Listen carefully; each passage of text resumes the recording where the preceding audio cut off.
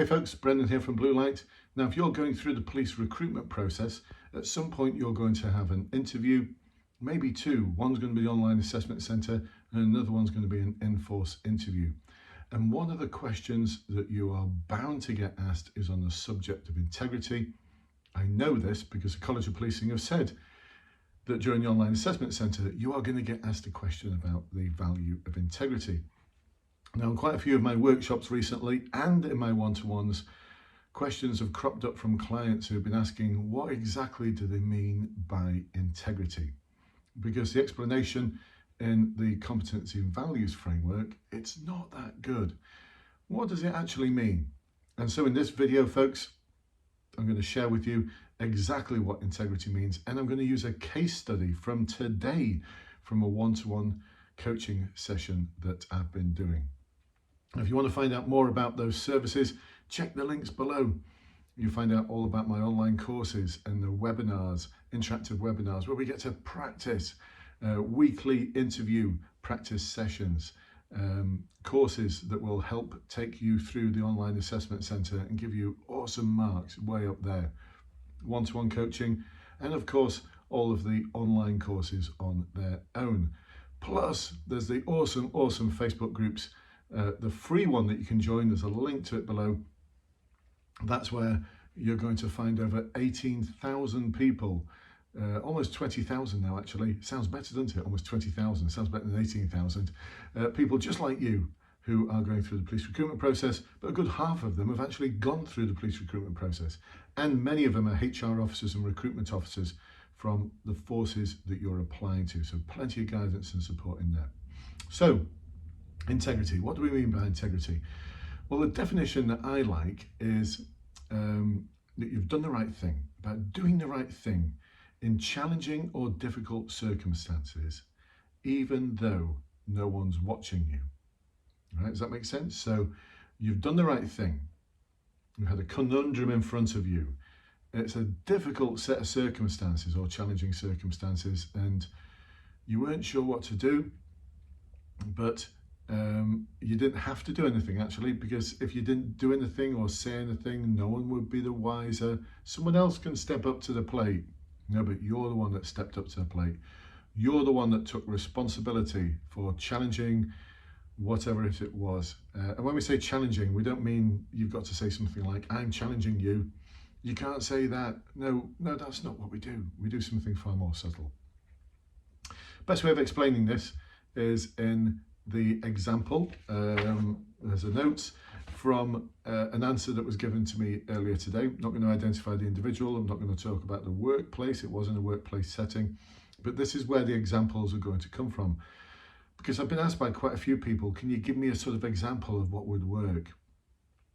And for any of you who are in a club, or you volunteer, or you're at college, or you're at work, whether it be part-time or not, and you're just around people, don't try and persuade me that no one has ever said or done anything inappropriate around you, because they have.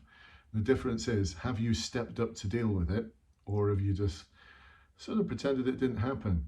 Because if you're the sort of person who just continues to pretend that things don't happen, then you're not the sort of person that the police are looking for. Code of Ethics makes it really clear that if you witness any form of misconduct, you are to challenge, question, and report the behaviour. And so let's see in this case study whether this individual actually did those things. So the answer they gave is something that would probably pass at the online assessment centre, although at in-force interview level, I would have thought it was quite a weak answer. The thing is though, once I debriefed it with the individual, they did all the things that would make it an awesome answer. They just didn't mention them. And if you don't mention them, you can't be marked and assessed against them. So I'm going to do this as a two-part video. In the second video, which will appear in the online courses for my interview clients and also for my online assessment centre clients, and in their respective Facebook groups. That's why you need to know where the links are. The second video will explain how you'd make this answer an absolute certainty of a pass, one that would score awesomely. whether it's online assessment centre answer or in-force interview. Remember, at in-force interview, they're looking for a little bit more than what you've offered at the online assessment centre.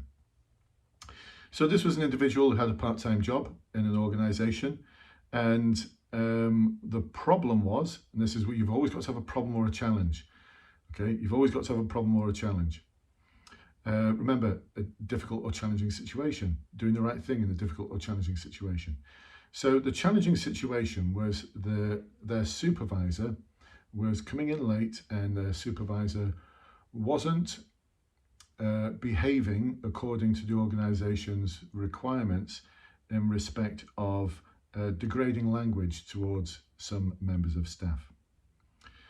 So they described the situation in real rich detail, and they also described the impact on others, which was really, really good.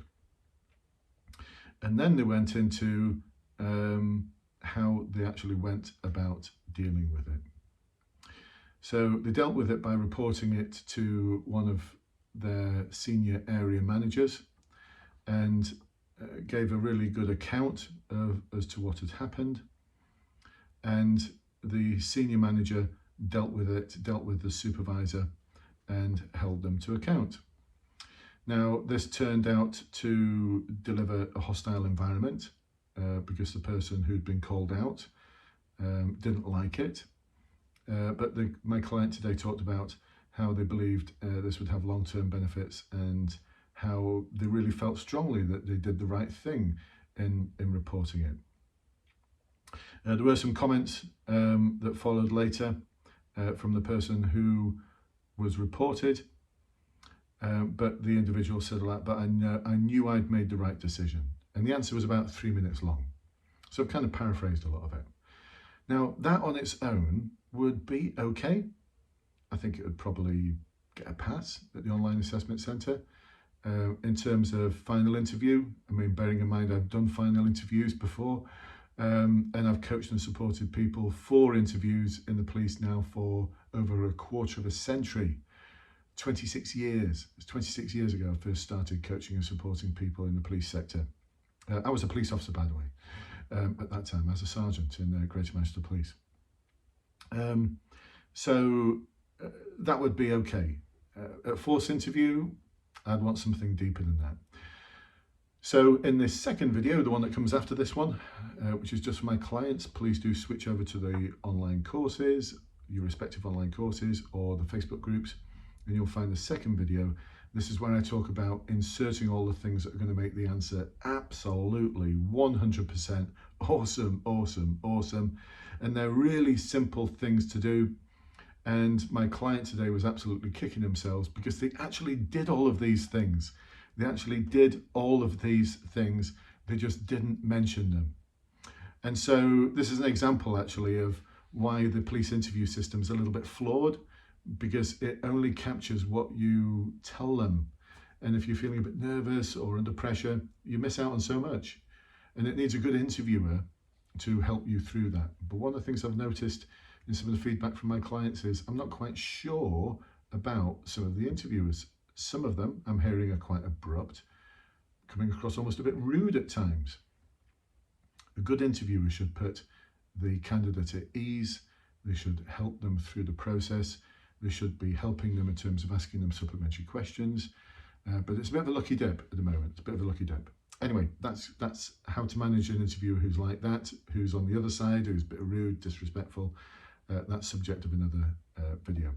So I hope you enjoyed this one. Like I said, click the links below to find out more about integrity and how to completely nail this answer. I'm going to talk through the things. I'm going to talk through the debrief, again, without identifying the individual or the working place or the force that they're applying to. Awesome stuff. I shall catch up with you soon, folks. And if you've got any questions or comments, please do put them in the links below and I'll get back to you soon. Bye-bye for now.